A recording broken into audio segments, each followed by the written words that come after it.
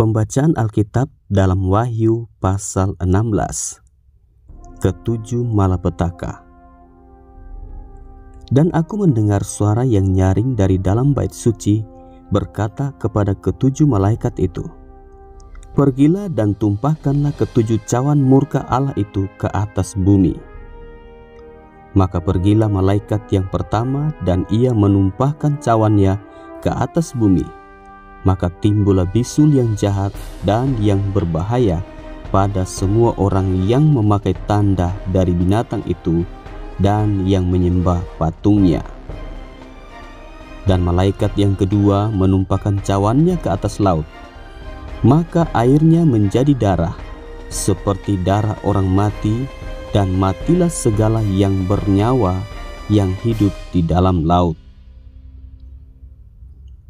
Dan malaikat yang ketiga menumpahkan cawannya atas sungai-sungai dan mata-mata air, dan semuanya menjadi darah.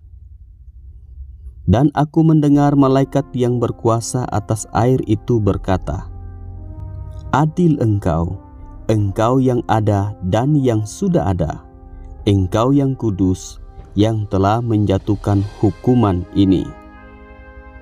Karena mereka telah menumpahkan darah orang-orang kudus dan para nabi, engkau juga telah memberi mereka minum darah. Hal itu wajar bagi mereka." Dan aku mendengar mezbah itu berkata, "Ya Tuhan Allah yang Maha Kuasa, benar dan adil segala penghakiman-Mu." Dan malaikat yang keempat menumpahkan cawannya ke atas matahari, dan kepadanya diberi kuasa untuk menghanguskan manusia dengan api. Dan manusia dihanguskan oleh panas api yang dahsyat, dan mereka menghujat nama Allah yang berkuasa atas malapetaka-malapetaka itu, dan mereka tidak bertobat untuk memuliakan Dia. Dan malaikat yang kelima menumpahkan cawannya ke atas tahta binatang itu, dan kerajaannya menjadi gelap, dan mereka menggigit lidah mereka karena kesakitan. Dan mereka menghujat Allah yang di surga karena kesakitan dan karena bisul mereka, tetapi mereka tidak bertobat dari perbuatan-perbuatan mereka. Dan malaikat yang keenam menumpahkan cawannya ke atas sungai yang besar, sungai Efrat, lalu keringlah airnya, supaya siaplah jalan bagi raja-raja yang datang dari sebelah timur. Dan aku melihat dari mulut naga, dan dari mulut binatang, dan dari mulut nabi palsu itu keluar 3 roh najis yang menyerupai katak. Itulah roh-roh setan yang mengadakan perbuatan-perbuatan ajaib, dan mereka pergi mendapatkan raja-raja di seluruh dunia untuk mengumpulkan mereka guna peperangan pada hari besar, yaitu hari Allah yang Maha Kuasa. Lihatlah, aku datang seperti pencuri.